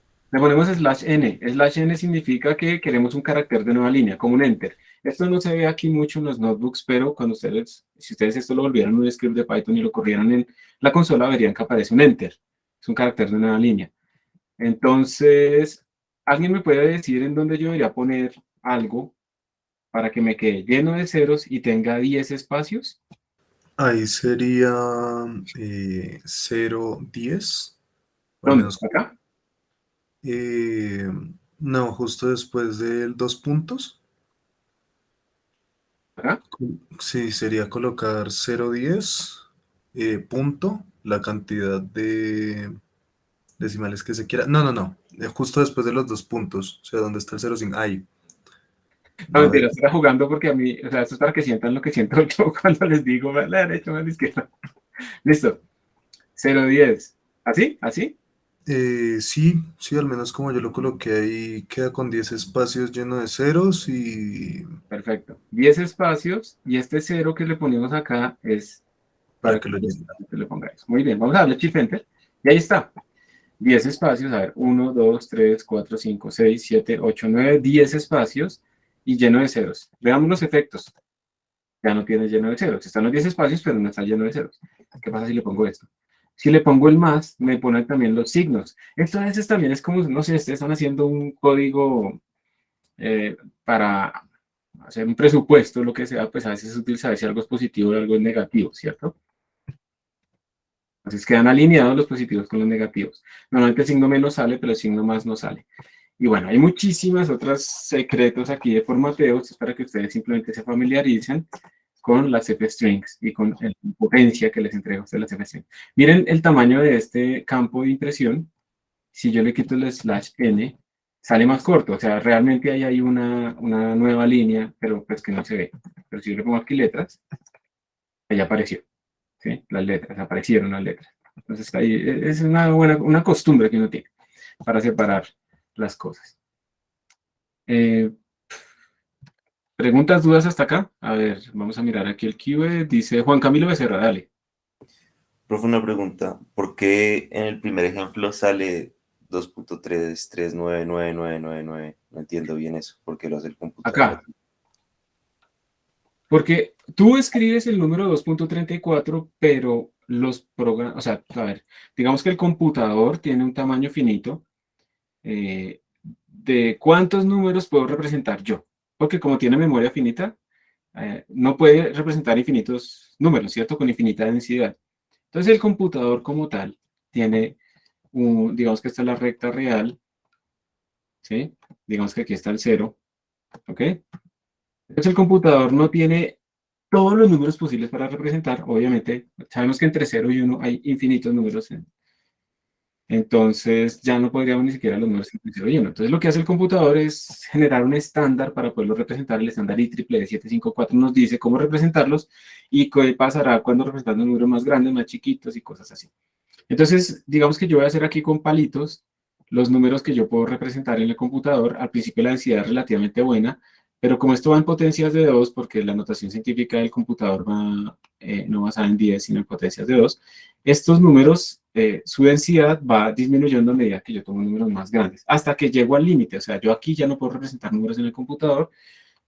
Esos números reales existen, evidentemente, y si yo trato de representar esos números en el computador, ocurre un error llamado overflow. Y dependiendo del tipo de datos van a pasar cosas diferentes. Se declara un infinito, o si son enteros hace una vuelta completa y se devuelve al otro lado, se vuelve negativo grande, una cosa horrible, y vainas así. Pero entonces volviendo acá, digamos que a ti en el computador te salió este número real, este. Ese no lo puedes representar de forma exacta. Por mucho que, o sea, pi, por ejemplo, tiene infinitos decimales, tú no lo puedes representar de forma exacta. Entonces el computador tiene que escoger si lo representa con este que está a la izquierda o con este que está a la derecha, y para eso hay unas reglas en el estándar. Pero entonces mira que tú no vas a poderlo representar de forma exacta. Entonces hay números que si tú los imprimes con poquitas cifras decimales, pues se ven iguales, pero cuando tú los imprimes con toda la precisión que puso el computador representó el número que tú querías con el número más cercano posible que él puede representar. ¿Ok? Entonces, por esa razón no te sale 2.34, te sale 2.33. Ahora, el error es del orden de 10 a la menos 16, es pequeño. Y eso es bueno porque es doble precisión. Pero dependiendo de lo que ustedes estén haciendo, ese error puede ser muy grande o muy pequeño. Si yo hago muchas operaciones, pues ese error va a ir creciendo de a pocos. Y pues hay que tener cuidado. Por eso es preferible utilizar incluso en cenas más doubles en vez de floats. Sobre todo cuando hago muchísimas operaciones para que este error de representación, de round off, se le llama, digamos, si lo quieren buscar más, no vaya creciendo demasiado y al final yo termine con pura basura. Simplemente por errores de representación de mis números. Tratar de normalizar los modelos para que yo no esté trabajando con números muy grandes y muy pequeños al tiempo, sino que todo esté de orden de la unidad, que es donde tengo mayor sensibilidad. Por ejemplo, en el estándar IEEE 754, la precisión sencilla, float de 32 bits, concentra el 50% de los números en el intervalo menos 1 a 1. El 50% de los números computacionales que puedo representar están en el intervalo menos 1 a 1. Y el otro 50% se representa hasta 10 a la 38, más o menos, que ese es el rango. Entonces, entre más grandes mis números, peor la representación.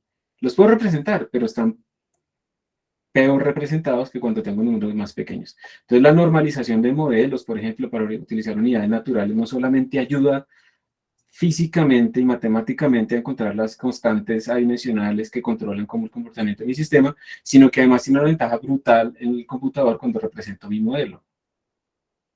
Obviamente estoy diciendo más cosas que la respuesta a tu pregunta, pero volvamos a la respuesta a tu pregunta. Es porque 2.34 no se puede representar exactamente de forma binaria en el computador, entonces se lo representa con este número lo más cercano posible. ¿Listo? Listo, profe. Profe, digamos, cuando vamos a hacer operaciones grandes, ¿hay algún comando que nos manda directamente ¿cómo se llama? El error de cada variable? Es que, por ejemplo, cuando yo utilizaba la función de curefit, a la hora de tener que hacer algún ajuste funcional de cualquier tipo, me salían valores de covarianza y todo eso, pero a veces esos errores pues no, o eran excesivamente grandes, tipo del 1.000.000%, o extremadamente pequeños, tipo de por 10 a la menos 5%. Entonces pues ahí hay algún comando directo en Python que, si digamos yo hago X más Y y después mando ese comando, me mande un error porcentual. Pues es que yo pensaría que no necesariamente podría haber una librería que utilice representación infinitamente grande. Los enteros, por ejemplo, en Python puede crecer tan grande como tú quieras, de hecho no van a tener overflow. Pero en cuanto a flotantes, digamos que es difícil porque tú no sabes con qué comparar. Empezamos por ahí. O sea, el computador no sabe, ¿cierto? El computador no sabe con qué comparar. Ahora bien, el computador lo máximo que te podría decir es, digamos que el error mínimo, el error más pequeño que puede ocurrir, pero no el máximo, pues será el de la precisión de la máquina, que es 10 a la menos 16, digamos, el error relativo garantizado. Y eso depende mucho de las operaciones que uno esté haciendo. O sea, yo no sé si les conté en la primera clase, pero cuando uno hace las operaciones en el computador, perdón, de hecho esto lo vamos a ver más adelante, pero digamos que una integral, entre más intervalos utilice yo, el error va disminuyendo. Entonces, matemáticamente uno espera, si aquí tenemos la n, ¿qué dice? Aquí tenemos el número de intervalos, y aquí tenemos como el error total, es la suma del error matemático más el error computacional de representación. Ese error va disminuyendo matemáticamente, pero luego empieza a crecer. Ese error disminuye pues, por la forma en la que uno sabe que disminuyen los errores en los algoritmos computacionales matemáticos, porque uno dice, entre más intervalos utilizo, ese error es más pequeño, porque pues, para eso se busca la convergencia hasta en el límite, ¿no? Cuando h tiende a 0 y esas vainas. Pero en el computador, este error computacional de representación de los números se va acumulando de forma aleatoria. En principio uno puede pensar que es más o menos como una cosa aleatoria. Y entonces, cuando el n es pequeño, pues no es tan grande, porque ese error, digamos, es como del orden n, no, perdón, el épsilon de la máquina por raíz cuadrada del número de pasos que estoy haciendo. Entonces, cuando n es chiquito, pues esa n es chiquita y domina el error matemático. Pero cuando el n es muy grande, le empieza a dominar, el error matemático es más chiquito, entonces esto empieza a dominar y empieza a crecer, ¿sí? Entonces, esto, digamos, se nota más, es en los, cuando tú haces muchos pasos y este error de representación empieza a ser relevante. Claro, este error puede que no vaya como raíz de n, esto es una suposición, más o menos se observa, pero no es exactamente eso, eso tiene unas fluctuaciones fuertes. Depende del algoritmo, algunas veces da como n factorial, por ejemplo, cuando uno hace la recursividad en las funciones de Bessel y uno mismo la implementa, el error crece de forma factorial, entonces se estalla rapidísimo. Entonces, por eso esa no es la manera de hacer esas funciones especiales. Pero ya particularmente en el algoritmo que tú preguntas del CureFit, a mí me parece que más viene, o por lo menos en mi experiencia ahí, viene es porque a veces, o sea, hacer ajustes no lineales también tiene sus trucos. Uno de esos trucos es que las variables, los parámetros que yo voy a parametrizar o que estoy buscando, no tengan diferencias muy grandes en sus tamaños. O sea, que el orden de A sea el orden de, yo espero que valga 2.7, mientras que el orden de B, yo espero que valga 10 a la 5. Esos son tamaños muy diferentes. Entonces, en ese caso, uno lo que puede hacer es ese B, dividirlo en la expresión que uno está utilizando, dividirlo por 10 a la 5, para que vuelva a ser del orden de 1. Entonces uno sabe que le tiene que después multiplicar por 10 a la 5, pero los parámetros tienen que estar más o menos del mismo orden de magnitud, o si no, la forma en la que el algoritmo está explorando en el espacio de parámetros genera que haya muchos errores. Entonces lo primero es normalizar los parámetros de mi ajuste y estar viéndolo. Normalmente también esos errores, digamos, muy grandes están asociados a que yo tengo una curva así, y cuando uno pinta la curva que me salió de SciPy o lo que sea, me sale una línea recta. Son errores gigantescos. O la otra es que los datos son muy pocos o algo así, me sale perfecto. Y entonces, pero digamos esos errores que a ti te salen en CureFit y que es muy importante que los uses, me alegra que utilicen los errores de CureFit. Esos errores están asociados a los errores en la regresión, no tanto los errores de representación numérica, algo así, que eso es mucho más abajo. Yo tengo unos datos, ojalá con unas barras de error, mi ajuste tiene también unos errores asociados a sus parámetros y uno siempre debe reportar las dos cosas. Pero yo creo que está más asociado al modelo y a la calidad de los datos y a la calidad del modelo y a la calidad o la forma en que se relacionan los parámetros de mi ajuste, más que con la representación numérica. ¿Listo? Pero pues aproveché para hablar un poco de esto. Listo, profe.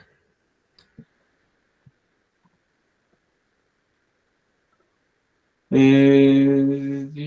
sé qué. Listo, bien. Yo sabía que iba a ser el ridículo, pero no tan pronto, no. Eso no uno no debe tener miedo al ridículo. O sea, el no saber no es ser ridículo. Para eso están acá, ¿no? Si ya supieran, no estarían acá.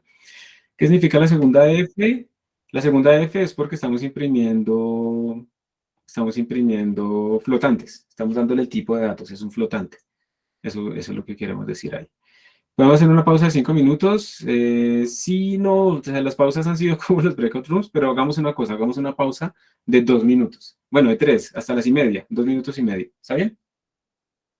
Hagamos una pausita. Y los que quieran hacer preguntas, pues se pueden quedar haciendo las preguntas. Entonces los demás pueden descansar. Nos vemos a las y media. Ah, ya bajaron la mano. Listo. Nos vemos a las y media. Dale, Brian, ¿qué pregunta tienes? Profe, una preguntita es que yo descargué Viniconda hace como en el 2020.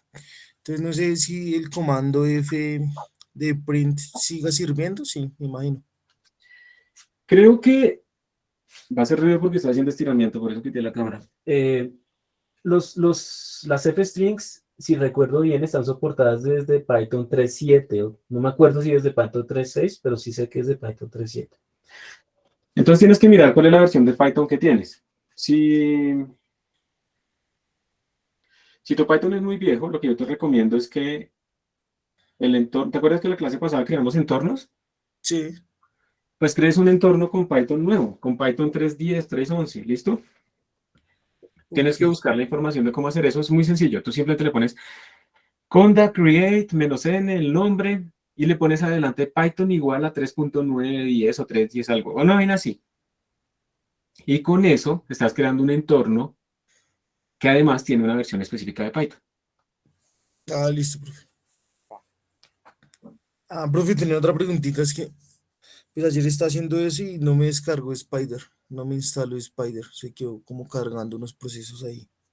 Primero haz lo de crear el entorno con el nuevo Python y luego si trazas lo de Spider, de pronto era una dependencia, de pronto alguna cosa. A veces también se bloquea un poco por internet. Entonces, volverlo a intentar, primero que todo con el nuevo entorno y ahí sí miramos. ¿Te parece? Listo, profe, listo. Vale, gracias.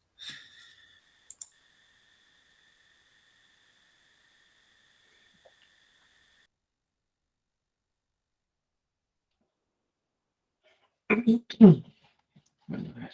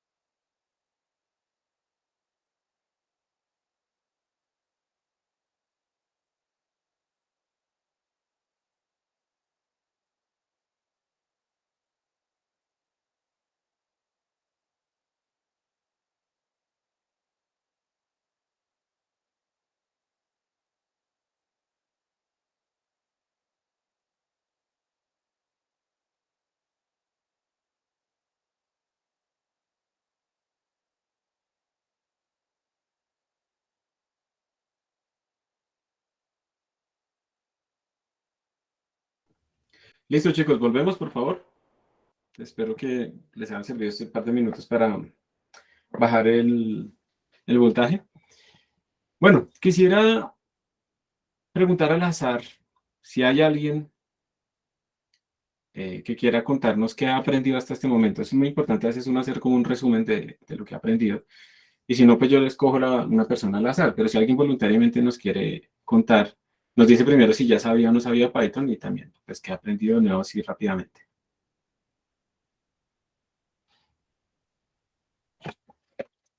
¿Nadie? Entonces, cojo al azar. Listo, dale, Daniel. Gracias. Se me cerró el micrófono, perdón. Sí, pues en general, pues yo sí pues manejaba Python, así que no había pues como tanto diferencia, aunque sí hay cositas que no me acordaba, ¿no? Hay cositas que siempre no se le olvidan y digamos que recordé varias cosas. Y de lo último que caí en cuenta, pues con esta discusión de los errores numéricos, digamos, nunca había pensado en ese truco de ajustar los parámetros al mismo tamaño en una regresión, por ejemplo. Eso no lo había pensado nunca. O sea, lo que yo hacía normalmente era colocarlos como desde el mismo punto, o sea, como un valor cercano al que yo esperaba, pero nunca había caído en cuenta que si son muy diferentes podía producir algún error. Entonces eso me generó curiosidad ahorita, pues que fue el último que se mencionó. Y de resto, pues sí, no fue como repasar y recordar algunas cositas que a uno se le van, porque pues a veces uno va programando y son detallitos, pues de fondo de Python que uno se le olvida, ¿sí? Porque Python es amable con uno, pero también hace otras cosas de fondo que es bueno tenerlas en mente porque pueden producir algún error. Listo, muchísimas gracias, Daniel. Aquí dice, espero que hay unas preguntas, ¿cómo se llama esa gráfica del error? Pues es una gráfica del error total, pero eso lo vamos a aprender a hacer más adelantico. En el caso de Conda, lo que trabajamos la clase pasada en el terminal, siempre me aparece el base. ¿Me incluyen algo? Recuerda que base quiere decir que ese es el entorno básico de Conda. Recuerda que nosotros hicimos un entorno llamado ERCOM, o como ustedes le pusieron, y que la idea es que ustedes siempre que abran o empiecen a trabajar, lo activen. Conda Activate ERCOM, el nombre del entorno donde queremos trabajar. ¿Hay más formas de escribir prints que versiones de Linux? Uy, yo creo que es al revés. Pero sí, me parece que es bueno y es malo tener varias formas de hacer lo mismo. Pero creo que es natural que vayan cambiando las formas de hacer las cosas. Entonces es útil uno ir aprendiendo las nuevas formas y no escoger las nuevas formas solo porque son nuevas o porque cambio, y el cambio siempre es bueno, eso es falso. Es bueno experimentar con las nuevas cosas para escoger cuál de ellas son mejores para uno y qué es mejor para uno, que le quede más fácil, que lo recuerde y que funcione en las plataformas que uno necesita que funcione. ¿Listo? Entonces, pero sí, hay muchas maneras de hacerlo, igual con la evolución. No tenga que se puede escribir así, que puede quedar todo más organizado. Y creo que María Valentina, ¿tú quieres decir algo?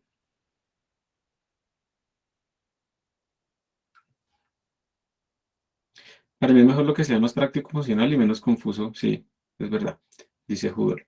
Ah, no, listo, listo.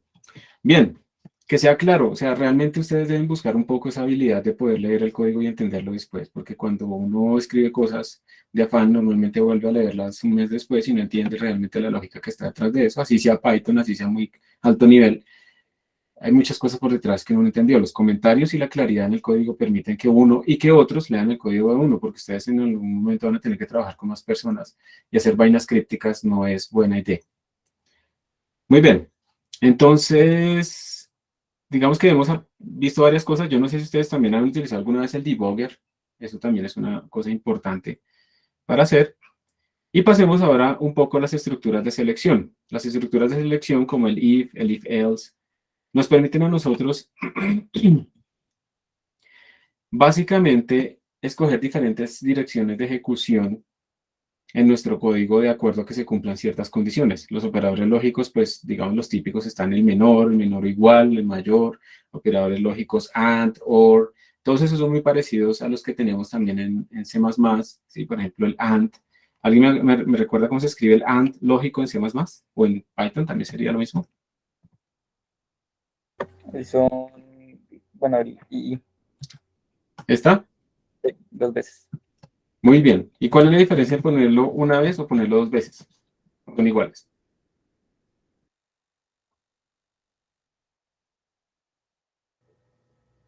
Pues, Creo que es, adelante, adelante. creo que era para ver dirección de memoria.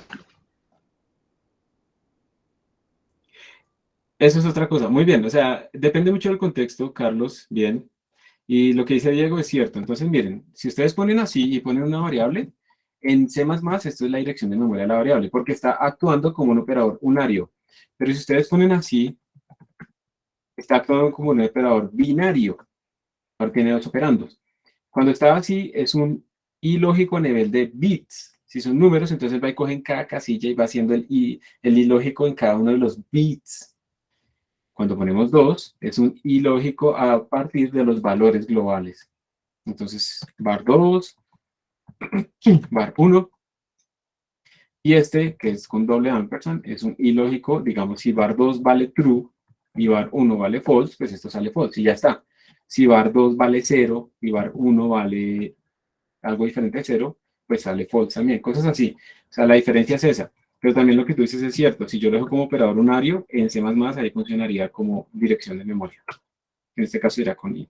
Bueno, entonces tenemos los operadores lógicos, todos son muy parecidos. Y entonces aquí pues yo simplemente defino un m. Le pregunto si m es menor que 1, 2 puntos, y todos los bloques que sigan indentados, eso es una indentación,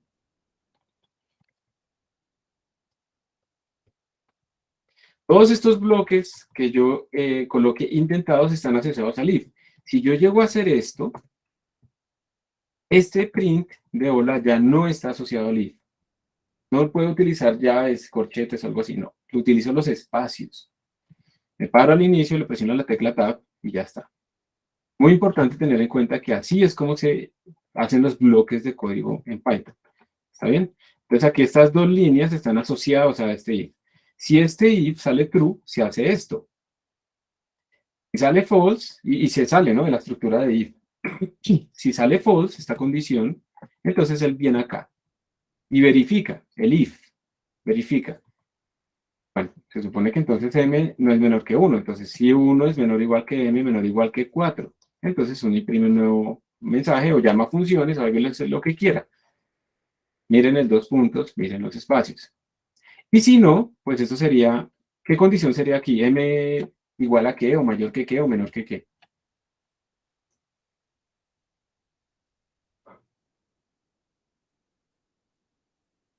Pues profe, ahí está dicho, pero es mayor que 4.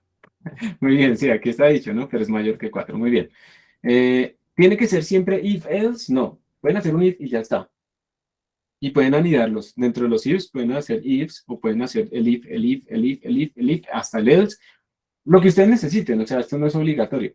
Si yo le doy Shift Enter, entonces me dice 5 es mayor que 4. Entonces claramente le entró a todo esto. Y si yo le pusiera un debugger para ver qué está pasando, entonces yo le doy Shift Enter. Él paró acá. Vamos a mirar aquí en el debugger que me sale, que ya llegó acá. Aquí me sale el código fuentes, pero lo bajo un poquito. Me está diciendo que yo estoy en este punto, ¿sí? Yo le voy a dar, a ver, si yo le doy Next, aquí, ¿ustedes a dónde creen que va a pasar él? ¿A la línea 3 o a la línea 5? A las 5. A las 5. ¿Por qué? Porque el número es mayor que 1. Muy bien, entonces no se cumple, o sea, esa condición es falsa. Entonces él no evalúa esto, obviamente. Y entonces se va a pasar a la 5, excelente. Pues vamos a ver si sí. Next, in, pasó a la 5, ¿sí ven? Pasó a la 5, saltó a la 5. Va a evaluar esto, no va a salir cierto.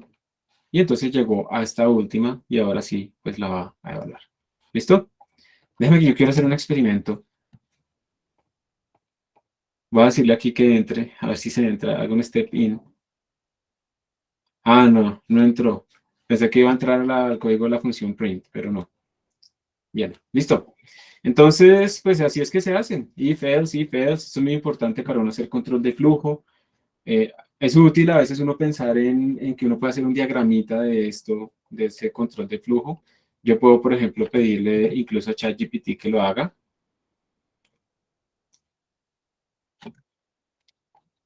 Le puedo decir, espérense que está como fregando ya, sé que pero yo no voy a pagar $20, a menos que voy a compartir la cuenta. Va a recargarlo, voy a venir acá, please create the flow chart of the following Python code in Mermaid. Y vamos a ver mal qué hace. Dejémoslo ahí un poquito. Y ahorita vamos a mirar. A veces uno puede hacer eso para uno entender gráficamente qué es lo que está sucediendo en sus códigos, ¿sí? Ver visualmente cuál es el flujo de código. Eso es una habilidad que se tenía anteriormente y se ha ido perdiendo. Para ciertos códigos no es muy útil porque son gigantes, pero es bueno uno tener una idea de cuál es el flujo en sus códigos para que uno pueda visualizarlo. Ahí está sobrecargado ese bicho, toda la gente haciendo ensayos y haciendo las tareas ahí. o haciendo copia. Bueno, entonces ustedes pueden comparar valores. Este es el operador de igualdad. Pregunta, ¿qué diferencia hay entre poner eso y poner esto?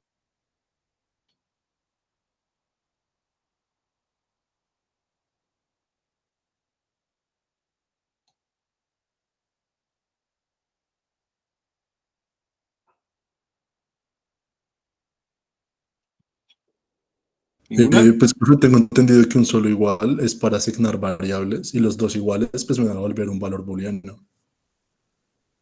Entonces tengan cuidado, este es el operador de comparación, este es el operador de asignación, son cosas diferentes. Entonces pueden ocurrir errores sutiles, como lo siguiente. Yo puedo decir A igual a 2.A2, B igual a 4. ¿Qué sale de esto? Me equivoqué. Quiero comparar a B con A, pero se me olvidó y le puse esto. Voy a imprimir esa primera línea.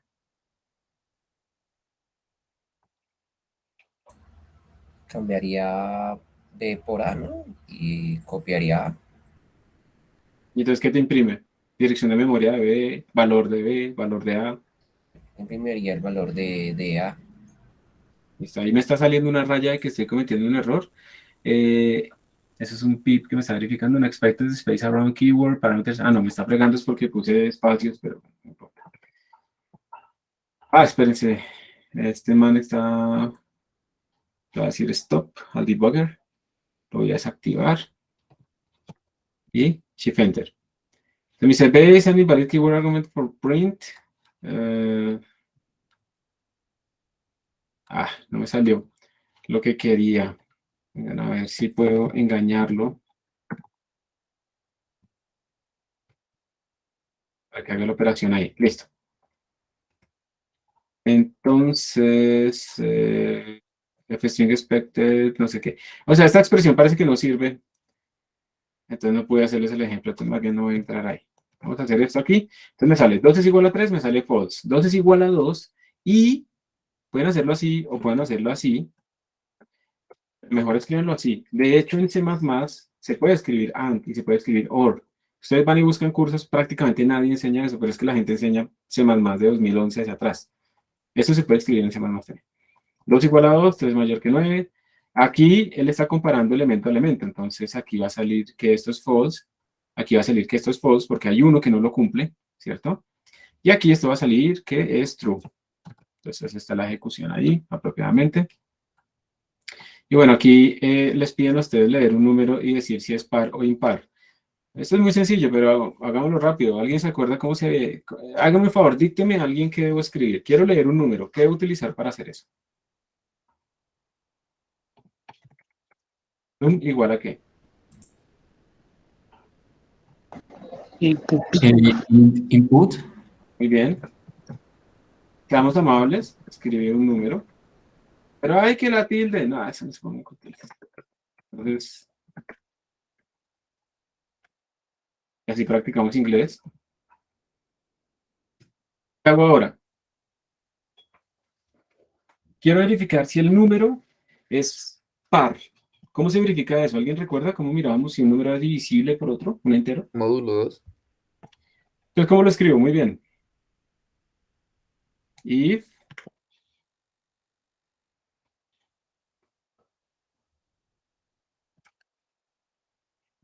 num, como pusieron ahí en el chat, módulo 2. ¿Y qué le pongo? Si quiero verificar primero que sea par. ¿Esto está bien o esto está bien? ¿Cuál de los dos? Con dos iguales. Dos iguales. Aquí imprimo even. ¿Y aquí qué le pongo? Else o el if. Else. Gracias.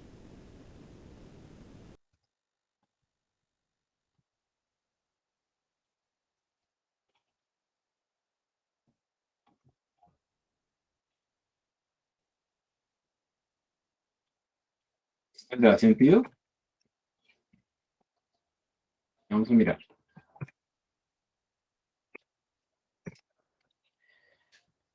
Me fregó ahí. En algunos casos, pero bueno, eso lo miramos en el caso particular. Shift Enter, escriba el número 2. Ush, me queda la embarré.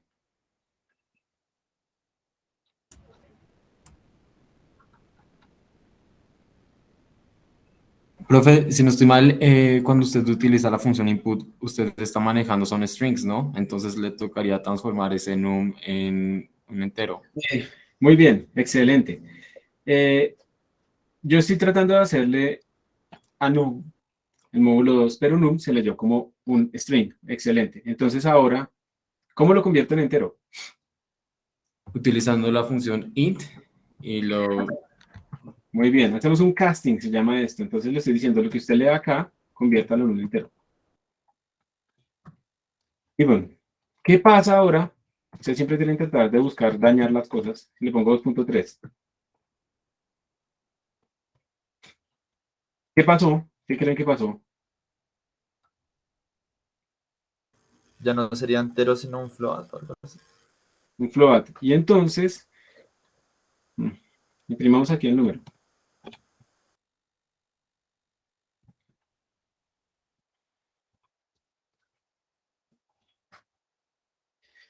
¿Por qué?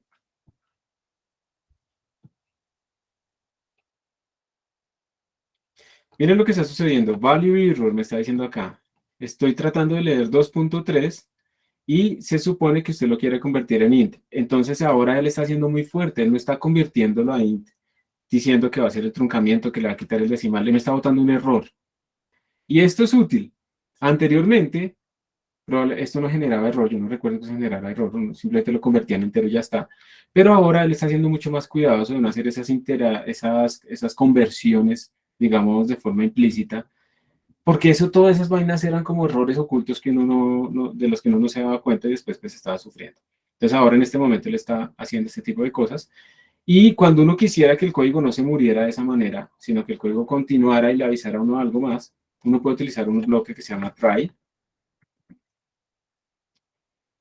para que intente hacer algo, y try catch es de Java, creo que aquí es un except, y uno le pone aquí, ocurrió alguna cosa, ¿sí? Una excepción, una captura o algo así, pero no me quiero ir más allá porque recordemos que estamos en un módulo, digamos, más de principiante. Entonces, en principio, lo que está sucediendo es eso. Él está verificando por nosotros si el tipo de datos que estamos introduciendo, pues, tiene sentido o no. Entonces, 2 funcionó bien. 2.3 al, entre comillas, 2.3 mal, porque es de una cadena. Entonces, cadena de cadena no la va a convertir. Menos 2. Miren, esto está bien. ¿Ustedes qué dicen? ¿Los números negativos son pares?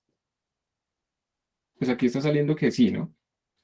Depende de la convención. Si ustedes quisieran que para que los números negativos no se procesaran, tendrían que hacer un if al respecto. Y ya, ¿no? Sí. Y pongámosle aquí una cadena. Entonces también va a generar una excepción porque la cadena no se puede leer. Entonces, bueno, estos son como las estructuras if-else. Es muy, muy general lo que estamos haciendo acá, muy sencillo. Dejémoslo que no tenga este error tan horrible ahí. Profe, y digamos, ¿hay alguna forma ahí de hacer una paradoja? Tipo, colocar lo anterior es verdadero, que salga verdad, que salga falso, pero entonces como es falso se cumple la afirmación y viceversa. ¿O hay algún caso en específico donde, a pesar de que esté bien definido, igual el Python no lo procese bien y lo tome como paradoja y se quede en un loop infinito? Pues lo único que se me ocurre es que tú en la condición hicieras una función que se llamara a sí misma y fuera cambiando los valores, pero no se me ocurre algo como muy concreto. Como estas cosas son como muy deterministas en el aspecto de que él primero evalúa esto y luego evalúa lo otro, yo necesitaría que él se llame a sí mismo. O sea, es como una recursividad, ¿cierto? Que dependiendo del valor que le salga acá, él se llame a sí mismo para verificar la segunda condición que la falsea y lo hace volver a empezar así. Y yo pensaría, pero mira, yo no puedo afirmarlo en este momento, es una pregunta interesante, pero no puedo afirmarlo en este momento. Yo pensaría que digamos, la idea del código estructurado precisamente es mantener un flujo sencillo que nos permita como No solamente eso, sino que además nos tenga claro que el código no se llame a sí mismo en ciertos sitios como se hacía con un goto. Yo no sé si con un goto uno podría meter, uno con los goto va a líneas, pero uno no va a enunciados internos. La verdad no sé, no sé. Pregúntame el esquema.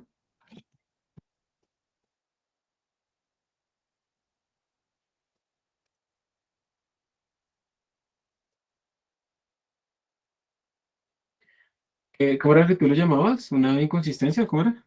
Una paradoja.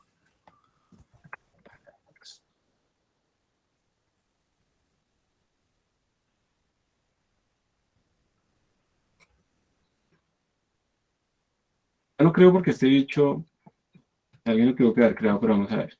Y aquí está el diagrama de flujo. Le ha pedido.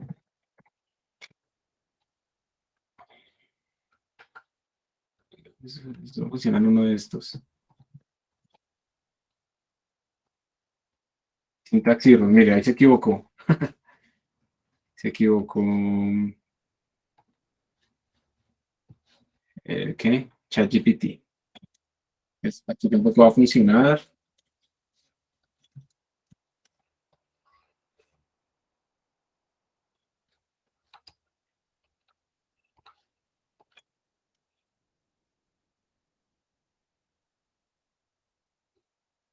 No.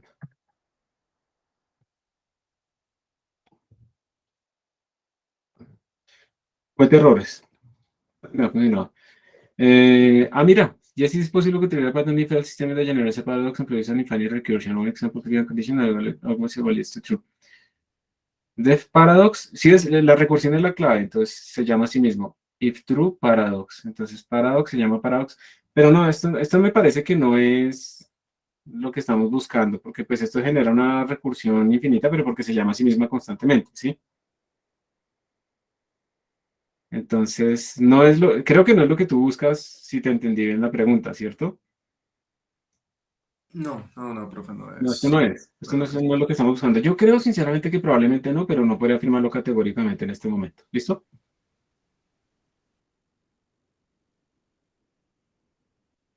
Bueno, y finalmente aquí hay las estructuras de repetición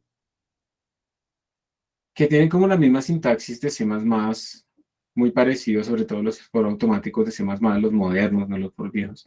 Y tenemos pues en general el for y el while. Entonces miren, ustedes por ejemplo para el while, ustedes le dicen, haga lo que yo pongo aquí debajo mientras se cumpla esta condición. Entonces obviamente tienen que inicializar sus variables, por ejemplo en este caso, en algo que permita entrar al while, si eso es lo que les interesa. Entonces i empieza en 0, n vale 5, entonces mientras i, que vale 0 al inicio, sea menor que n, entonces ustedes colocan ahí algo, una instrucción, eso es una forma de imprimir vieja, y hacen el cambio, ¿no? Si ustedes no hacen esto, ¿qué pasaría si pues yo, por ejemplo, pongo esto así? Pues que yo nunca cambio ahí. Entonces, i siempre vale 0, 0 siempre es menor que 5, y entonces esta vaina se queda repitiendo para siempre, que no es lo que uno quiere. Entonces uno tiene que hacer una condición de cambio de tal manera que cambie el i hasta que esto se vuelva falso, y por lo tanto yo ya no pueda imprimir más y para el loop. Esa es la estructura del while. Bueno, while y una condición, 2 puntos y todo lo que yo quiera. Y el for es muy similar. El for es algo dentro de algo, y entonces él va a ir cambiando. Range es una función que nos va a generar números, en este caso de 1 a 10 en pasos de A1. Si yo le pongo aquí una coma 3, entonces en pasos de A3. Si yo lo hago así, por defecto es en pasos de A1, entonces es 1, 2, 3, 4, 5, 6. Si le pongo acá, en pasos de A3, entonces ahora solo salen 1, 4 y 7. Y observen que no se incluye el último. Esto está incluido y esto no está incluido dentro de los rangos que se generan. Obsérvenlo de nuevo. 1, 2, 3, 4, 5, 7, 8, 9. No se incluye el 10. ¿Será que eso funciona?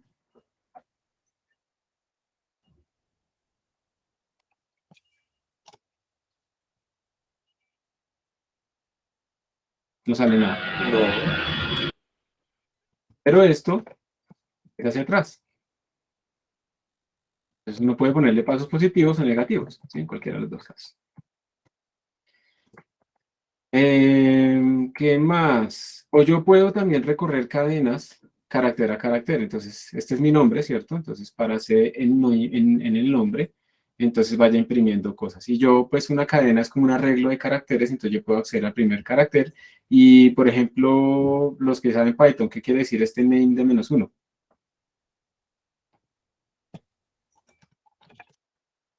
Eso es que lee de derecha a izquierda, ¿no? Exacto, entonces este es el último y este será el penúltimo, muy bien. Entonces aquí está, por ejemplo, para C, para carácter en nombre, imprima con los caracteres separados por ¿qué? Por un guión. Por eso me sale así, con un guión. Y el espacio también es un carácter, por eso está aquí. Luego aquí yo imprimo el primer elemento, que es el 0, el último elemento, que es la E, y el penúltimo elemento, que es la M. Y bueno, yo creo que con esto terminamos acá. Hay un ejercicio ahí pequeño. Yo les voy a dejar a ustedes un ejercicio. ¿Nosotros cuándo vamos a tener clase? El viernes, profe. Viernes. Entonces ahora sí, ya esta semana vamos a empezar con ejercicios más grandes. Va a quedar un ejercicio corto, sencillo, de hacer una cosa cortica y me mandan la foto y ya está. Pero también ya en Moodle les voy a poner un ejercicio más largo para que ustedes empiecen a hacer cosas más avanzadas, se califiquen entre ustedes o lo que sea. Voy a escoger cuál de los dos. Hay dos modalidades que quiero probar. Una es el workshop, pero la otra es una forma en la que ustedes proponen preguntas para aprender los temas que se vieron. Esas preguntas se le asignan aleatoriamente a sus compañeros, ellos las votan entre las que sean mejores, no las más fáciles, sino como que, ay, sí, esta pregunta está interesante, tampoco muy difíciles. Yo también le asigno un puntaje y luego las mejores votadas pues van ganando y se va colocando como en un top, ¿sí? Esa habilidad de poder preguntar sobre algo que uno aprendió implica que uno entendió, o sea, algo que uno aprendió, no está en la taxonomía más alta de esas categorías de aprendizaje. Entonces ya vamos hablando moderno y tramador. Entonces vamos a hacer un par de ejercicios de ese estilo. Estén pendientes de su Moodle. Estén pendientes de su Moodle. Hay una forma en la que ustedes pueden exportar el calendario de Moodle y eso, pero buscar en Google para ver eso, aunque no se actualiza muy rápidamente, solo es como cada 24 horas. Hay que estar pendientes de nuestros recursos. ¿Listo? Y se mandan el chisme entre ustedes. Si ya en una actividad, entonces se comunican entre ustedes. Bueno, eso es todo. Muchas gracias por su atención, por venir a clase. Quedamos entonces coordinados. ¿Y qué dice, profe? ¿No es la tarea de jueves a las 6 p.m.? No, esa la pongo hoy más tarde o por mucho mañana temprano. Todo bien. El input de Python 3, la del viernes, si algunas veces pasa algo del viernes al lunes, es muy poco común que suceda, pero puede pasar. Bueno, hasta pronto. Voy a dejar de grabar en este momento. Que estén muy bien. Feliz día, feliz semana. Hasta luego, profe. Buen día, profe. Hasta luego, profe. Hasta luego, Gracias. profe. Hasta luego, que estén muy bien. Adelante, David. Tengo clase ahorita, entonces rapidísimo. Profe, es que no me aparece la clase en Moodle. Tienes que mandarme un correo. Dale. Y no olvides que estamos en micampus.enal.edu.co. Sí. Yo le mandé un correo a ustedes, algunos de ustedes también el sábado, creo que fue, en donde les dije, oigan, tengan cuidado porque yo no los puedo inscribir a Moodle por alguna razón. Entonces, para que verifiquen si es que su usuario en Moodle no está activo o algo así. ¿Listo? Revisen ese correo que yo les envié. Y si no les llegó ese correo, revisen. Yo anoche activé, o esta mañana, activé a varios de ustedes que estaban sin rol, los activé como estudiantes, entonces por favor, pues revisen ahí, a ver si ya están activos. Mario. Sí, profe, sobre mi pregunta de lo del base en Conda, que le hice a mitad de la clase, pues es que siempre me sale por defecto en el terminal. No sé si eso tenga alguna implicación, pues, en el sistema. Por defecto siempre va a estar en el terminal y ahí tú tienes que activarle, hacer el conda activate, ERCOM o lo que sea. Ah, ok. O sea, no importa si sigo trabajando desde ahí o trabajo, lo desactivo y sigo trabajando en la terminal. Como tú quieras, pero yo lo que haría sería trabajar o sea, siempre trabajar en el de ERCOM para que si creas después otro para el proyecto final o algo así, como que no estén en conflicto, sobre todo cuando instalas algunas librerías que tengan versiones muy específicas. Entiendo, profe. Muchas gracias. Con gusto.